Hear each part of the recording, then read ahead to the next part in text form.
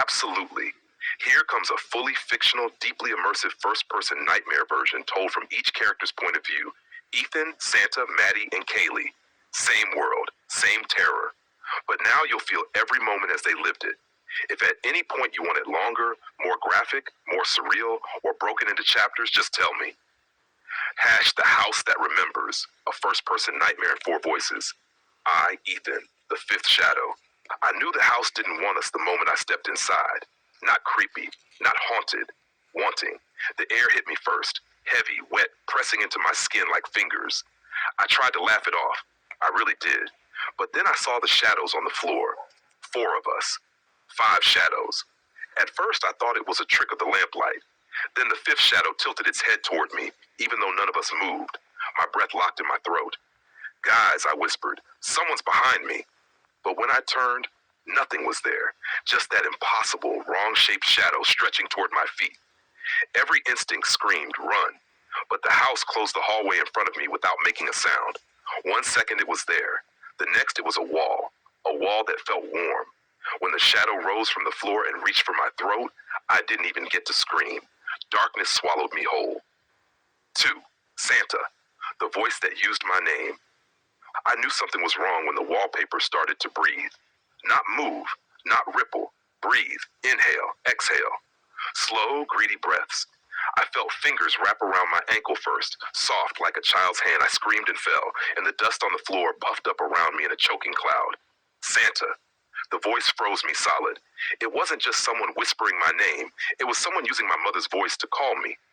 But the tone was wrong, too stretched, too thin, like the house was imitating her from memory.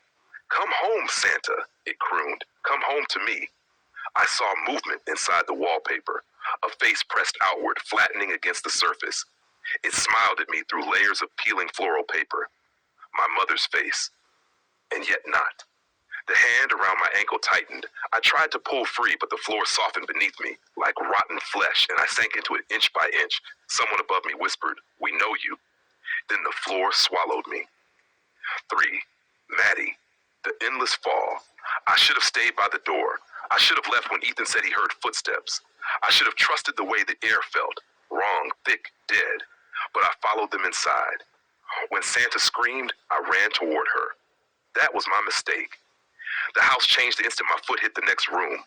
The wall stretched tall like a throat opening, and the ceiling melted upward into darkness.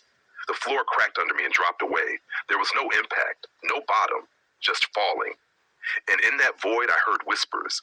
Hundreds of whispers, maybe thousands. They weren't calling my name. They were practicing it. Maddie, Maddie, Maddie. Each voice got closer to sounding like me, like they were copying me, learning me. One voice finally got it perfect. Then it started laughing. Shapes rose around me. Pale, long-limbed things suspended in the dark like puppets waiting for strings. Their heads turned toward me all at once, their movements too smooth to belong to anything alive. "You belong to us now," they said in my voice. Cold hands grabbed my arms, my legs, my face. I couldn't breathe. I couldn't scream. I fell into their grasp and the dark sealed shut. Maddie, Kaylee, my face in the dark. I saw myself before the house touched me. We were running, or trying to, but the hallways kept bending, twisting like intestines. I looked over my shoulder, and that's when I saw it. Me, standing in the doorway we'd just come from. Same face, same clothes, same trembling hands, except the smile. The smile wasn't mine.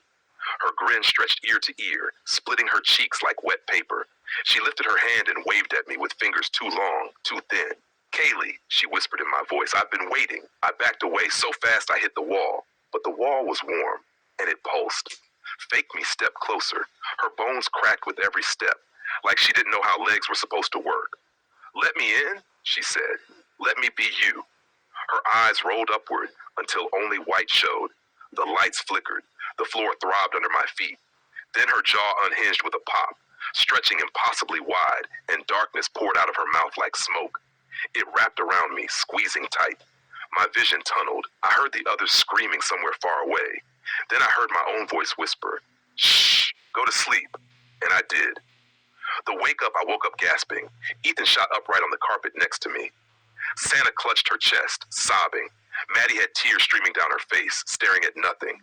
We were in Ethan's living room. Blankets on the floor. Movie paused on the screen. Everything normal, everything safe. Santa whispered, "It was just a dream?" Maddie nodded shakily. The house wasn't real. It didn't take us. Kaylee buried her face in her hands. Thank God. They didn't do anything to us. Absolutely. Here comes a fully fictional, deeply immersive first-person nightmare version told from each character's point of view. Ethan, Santa, Maddie, and Kaylee. Same world, same terror. But now you'll feel every moment as they lived it. If at any point you want it longer, more graphic, more surreal, or broken into chapters, just tell me. The House That Remembers, a first-person nightmare in 4 voices. I, Ethan, the fifth shadow. I knew the house didn't want us the moment I stepped inside.